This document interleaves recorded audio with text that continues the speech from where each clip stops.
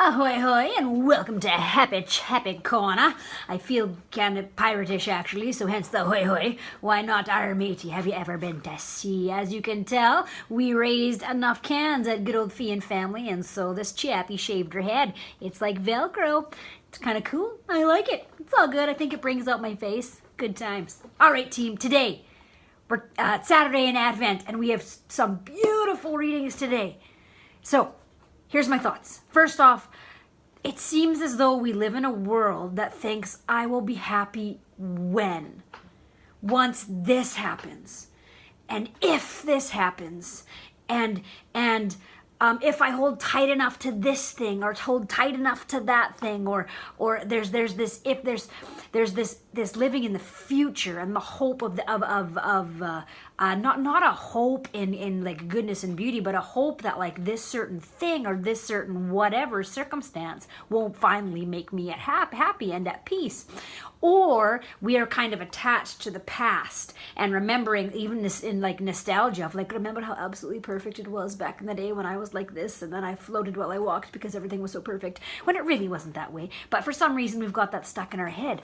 But so this today the messages really face that, and they face us clinging to things and trying to make idols our gods, and to try to see things in the future like I'll be happy when, or God is out there somewhere. But Isaiah says to us today, and it's bang crimpingly, but I don't have any bangs anymore, but awesome, is in that book of Isaiah, it says, your teacher will not hide himself anymore, but your eyes shall see your teacher. And you will turn to your right, and when you turn to your left, your ears shall hear the words behind you saying, this is the way, walk in it. Not soon you will be in the way. Soon you will find the way. Not like later on, or just hold on to that, but right now. Right here in this present moment. And then he says, then when you realize that and you hear the voice of God calling out to you in this moment, then you will defile your silver covered idols and your gold plated images. You will scatter them like filthy rags. You will say to them, away with you, away. But it's true.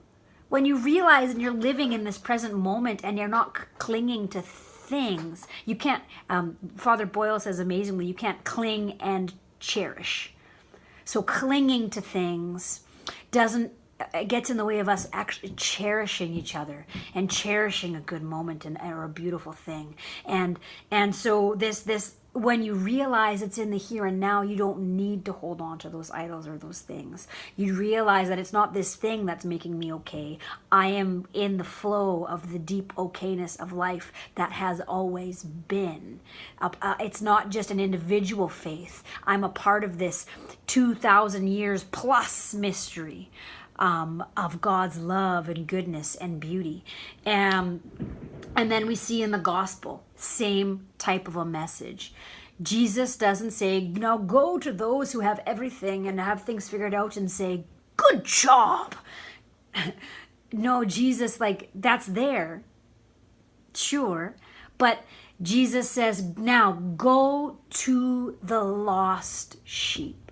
Go to those who are struggling. Go to those, and it doesn't mean they're lost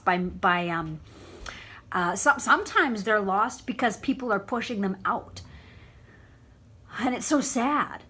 Because they're being marginalized. But Jesus says, go to these lost sheep, go to these marginalized, go to the hurting, and proclaim this. And then he says, heal them. He says, proclaim this: the kingdom of God is at hand.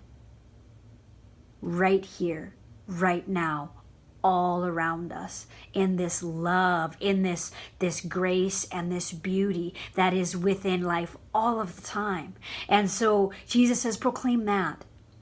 Invite them to live in this moment of beauty, of this kingdom of God that isn't somewhere else later on, but is right here, right now. And not earned. Not if you do, but now, here. And then he says, cure.